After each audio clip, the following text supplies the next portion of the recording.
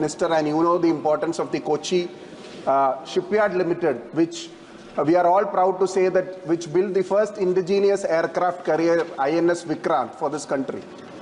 Sir, Cochin Port has an historical importance, sir.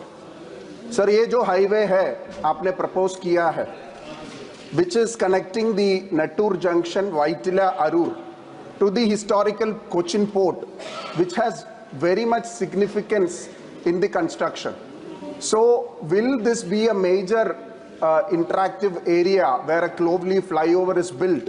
Because it also intersects with the National Highway NH66 and NH66B. So, how is the project in process? How is the design?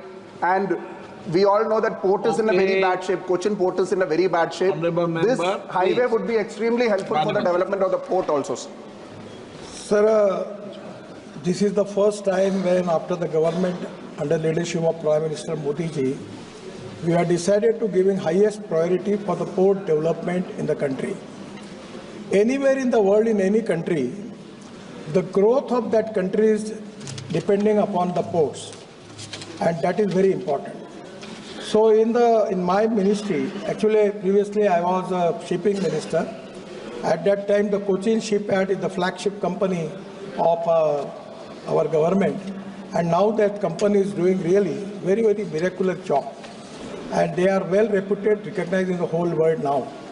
At that time, it is to be when it is going for capital market, there was very, very big response from the people of India. So no doubt, at that time we have also given some land to Cochin Shipyard in Cochin Port.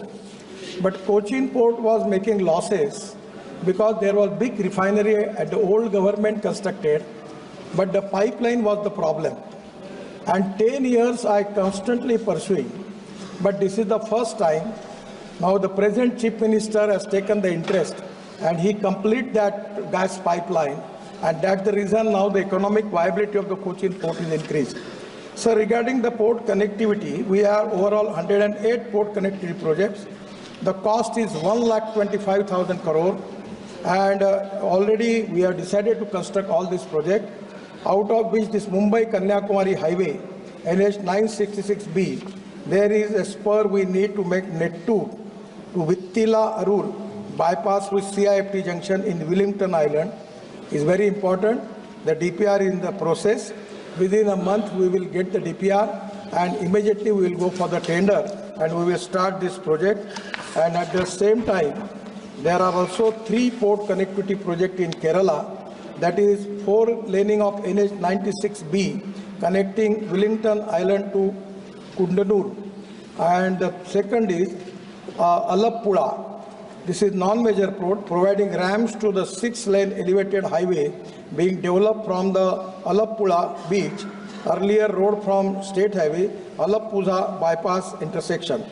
And the third is Alikkal, that is also non-major port, and Azikal port proposed NH bypass and widening of 2 kilometers. So all 3 projects are in the DPR process.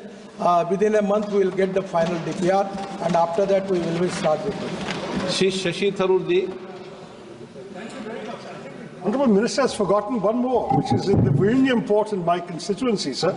As you know, the government is supposed to have worked with the state government, with the NHAI, to expedite approvals for interim and permanent cloverleaf intersection road connectivity to the Vizhinjam International Seaport, which, as you know, is supposed to be commissioned next month, sir. So there is a big lag between the progress in commissioning of the port and the need to modify the existing National Highway 66 in order to construct the highway to give us the port connectivity, which is this question that is before us, sir. What steps are you being able to take, sir, with the state government and the NHAI to ensure that this is done in a timely manner? Otherwise, we'll have a port and no roads to take the goods inside the country. Thank you, sir. Honourable Sir, what Mr. Shashi Tharoor is telling is very, very important. And at the time when I was shipping minister, I sanctioned that port. The problem is that the port as a private party taken by Adani Port. And now previously they have already committed me that they will make that roads. But now presently they are back out, and now there are some problem. Just 4 or 5 days before, I have a long meeting with the Chief Minister, and we are now calling them. I will find out some way out, because you are very, very important, as without road connectivity, there is no use of the port. So within 8-10 days, I will find out the way out. Already it is in the process, and we will do it. Question number 242 Shri Amarinder Singh Raja Warring. माननीय मंत्री जी।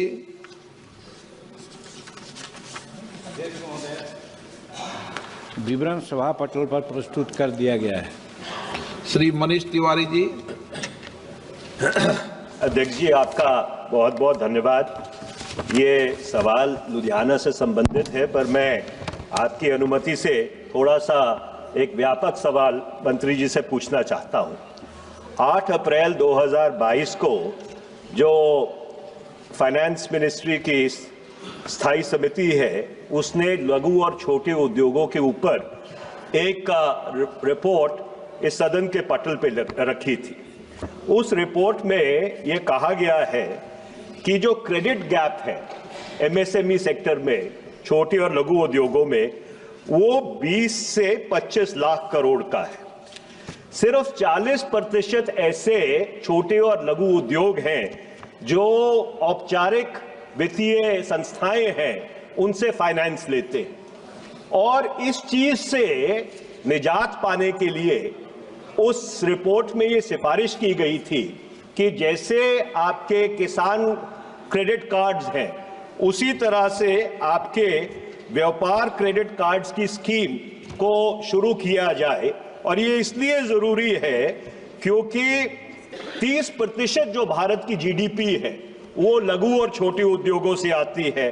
45% जो आपकी manufacturing output है वो छोटे और लघु उद्योगों से आती है, और 48% जो आपका एक्सपोर्ट है वो एमएसएमई सेक्टर से आता है। तो मैं मंत्री जी से ये पूछना चाहता हूं कि जो 8 अप्रैल 2022 की फाइनेंस मिनिस्ट्री की स्थायी संसदीय समिति की रिपोर्ट की सिफारिशें हैं, उसको आपके मंत्रालय ने लागू किया है कि नहीं किया है? मंत्री। अध्यक्ष महोदय,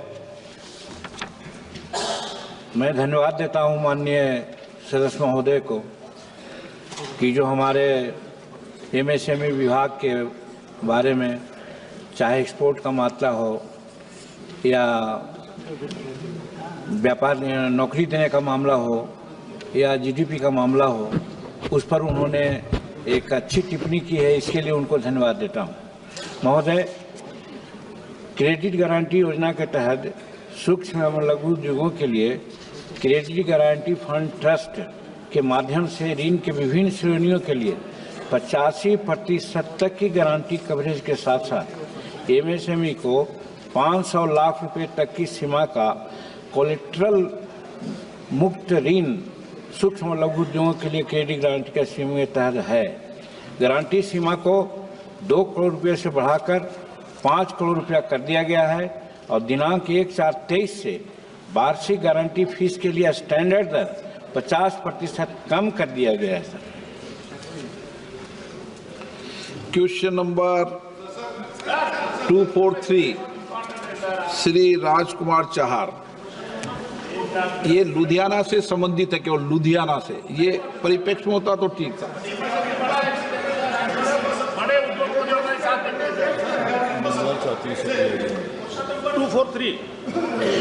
माननीय मंत्री महोदय, माननीय सदस्य। धन्यवाद माननीय अध्यक्ष जी। मैं एक बहुत ही जनहित के मुद्दे पर आपने मुझे बोलने का अवसर प्रदान किया।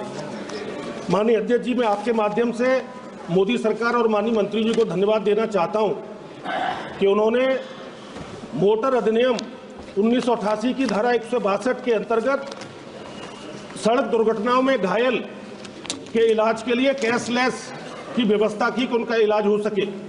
लेकिन ये 6 राज्यों में मान्य किया गया। इसमें आयुष्मान भारत के अंतर्गत पीएम जन आरोग्य योजना के अंतर्गत ये योजना लागू की गई। लेकिन ये आसाम, हरियाणा, पंजाब, चंडीगढ़, पुडुचेरी, उत्तराखंड सहित केवल 6 राज्यों में है। वहीं माननीय अध्यक्ष जी, मैं आपके माध्यम से माननीय मंत्री जी से निवेदन करना चाहता हूं और पूछना चाहता हूं कि कैशलेस इलाज में जिन मरीजों के गंभीर दुर्घटनाओं में जो घायल हो जाते हैं, रीढ़ की हड्डी टूट जाती है, उनके सिर में चोट आ जाती है, कई जगह फ्रैक्चर हो जाता है, तो इसमें एक बाध्यता भी है कि दुर्घटना के 7 दिन के भीतर और 1.5 लाख रुपए तक का ही इलाज हो सकता है। तो मैं आपके माध्यम से पूछना चाहता हूं कि क्या ये योजना पूरे देश भर में लागू की जाएगी और 7 दिन और 1.5 लाख की जो बाध्यता है उसको क्या समाप्त करके उसको ओपन किया जाएगा? धन्यवाद। माननीय सभापति महोदय, हमारे देश में दुर्भाग्य ये है कि रोड एक्सीडेंट की संख्या लगातार बढ़ रही है। 4,80,583 क्रैशेस हुए और मरने वालों की संख्या जो 1.5 लाख थी वो 1,72,890 हुई है। नीति आयोग और एम्स के रिपोर्ट में ये आया है